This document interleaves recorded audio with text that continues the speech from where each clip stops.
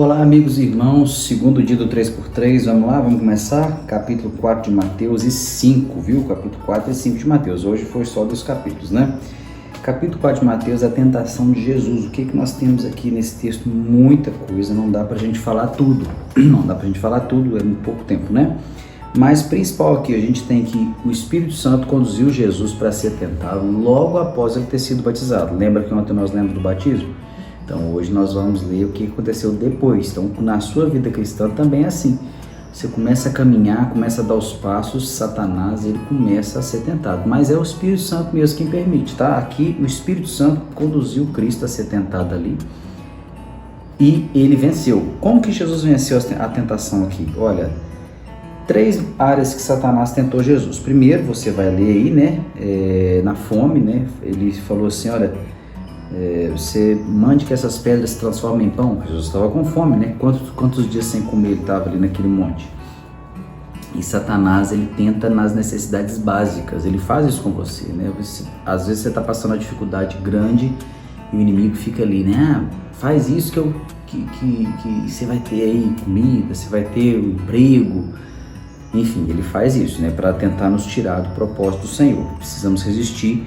Jesus resiste com a palavra de Deus. Ele responde, nem só de pão viverá o homem, né? Ele diz, está escrito, uma frase muito poderosa para a gente dizer para Satanás. Satanás não satisfeito, ele começa a tentar em outra área, né? Ele começa a lançar abaixo, né, a nossa fé. Ele tenta nos fazer duvidar de que Deus cuida de nós.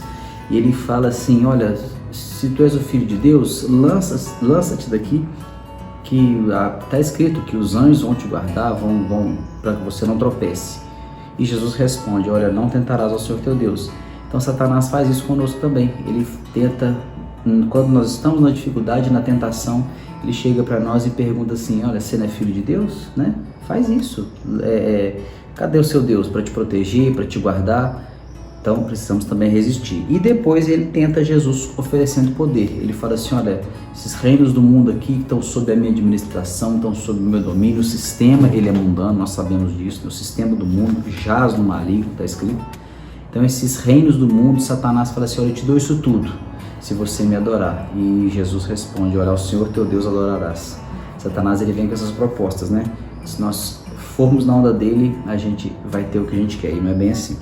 Tem outros detalhes, mas nós não vou deixar para as perguntas aí. Se alguém tiver, pode estar aí perguntando no PV.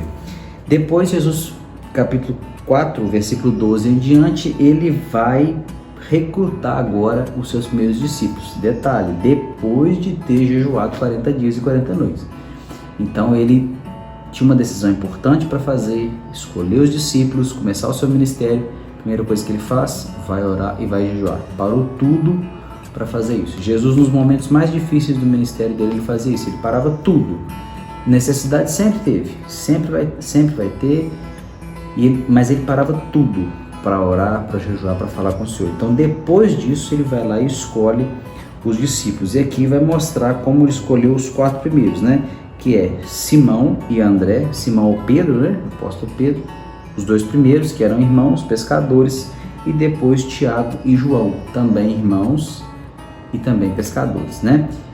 Detalhe que eles estavam trabalhando enquanto Jesus chamou. Então você quer ser chamado por Jesus, trate meio de fazer alguma coisa, vá procurar um serviço, vá trabalhar, não fique de pernas pro ar esperando cair do céu, não, tá? O meu ministério só vai fluir, não, quando eu tiver um tempo só para ele, não. Jesus chamou pessoas que estavam ocupadas e trabalhando. Capítulo 5, aí entra num capítulo extenso, tá? Um capítulo, não é tão extenso, mas de tamanho, mas de ensino de profundidade, que é o Sermão da Montanha. Nós vamos falar do Sermão da Montanha hoje e amanhã. Vamos começar hoje e terminar amanhã. O Sermão da Montanha, ele é maravilhoso. E aqui, se ficasse só o capítulo 5, 6 e 7 de Mateus, dava pra gente entender muito bem o que Jesus veio fazer, o que ele veio pregar, tá? Então o Sermão da Montanha é um resumo do que Cristo ensinou. E aqui nós temos, né, as bem-aventuranças, nós temos aqui 8, né, bem-aventuranças, não é isso? Bem-aventurados os pobres de espírito, bem-aventurados os que choram, bem-aventurados os mansos. Aqui o que é importante a gente notar? Que a felicidade segundo Deus, bem-aventurado, né, ele é o contrário do mundo.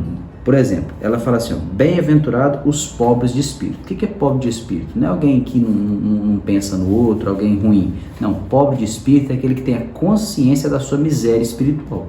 Ele entendeu que ele é pecador, que ele precisa de Deus, que ele não tem nada a oferecer para Deus. Ele é pobre espiritualmente. Então, ele não confia em si mesmo. Esse é o padrão de Deus. Quem é pobre de espírito, dele é o reino do céu. Então, quando a gente é humilde, reconhece o nosso pecado, a nossa miséria, Deus nos perdoa e nos dá a vida eterna. É assim que funciona. A humildade, ela é importante. Pedro fez isso. Retira-te de mim que eu sou homem pecador. Isaías falou isso. Ele falou assim, olha, eu sou homem impuro. Então, pobre de espírito. Reconhece a pobreza e a miséria. O que o mundo diz? Não, confie em si mesmo, você é ótimo, você é bom, você é maravilhoso. Então, a felicidade segundo Deus, ela é o oposto do mundo. Olha o que é felicidade segundo Deus. Bem-aventurado o pobre de espírito, bem-aventurado o que chora, bem-aventurado o manso, que suporta a injustiça, o manso é que suporta a injustiça, bem-aventurados os que têm fome e sede de justiça, os misericordiosos. O mundo não vai falar assim, não importa isso não preocupa com essa pessoa. Deus diz, felizes os misericordiosos, os pacificadores, os que sofrem perseguição, né, e os que são injuriados. Então, a felicidade segundo o mundo é uma, segundo Deus é outro oposto. E aqui nós vamos entrar em outros pontos aqui, tem vários ensinos, né? Os discípulos, nós somos o sal da terra, somos a diferença, somos o que conserva, somos o que dá sabor. Nós vemos aqui também que Jesus é o cumprimento da lei, a lei de Moisés que existia antes de Cristo, Cristo cumpriu a lei na sua totalidade, ele não aboliu, a lei continua válida em Cristo. Nós cumprimos a lei porque nós estamos em Cristo e ele cumpriu a lei por nós. E tem vários ensinos práticos, né? Jesus, em vez de aliviar a lei, né? Agora não precisa fazer mais, não precisa mais cumprir o não matarás, o não adulterarás, na realidade ele aperta, ele eleva o nível, ele coloca, olha, o adultério não é só fazer, a intenção, o assassinato também não é só você matar, é você odiar. Então, nós temos aqui vários ensinos para nós sermos pessoas mansas, para que nós não resistamos quando a gente é ofendido por causa de Deus, né? Por causa das coisas de Jesus. Jesus falou, olha, se alguém quiser te bater numa face, oferece a outra. O que é isso? No reino de Deus, nós vamos ser pessoas mansas, humildes, porque assim nós seremos filhos de Deus. Amém? Que Deus te abençoe. Qualquer dúvida, chame no PV.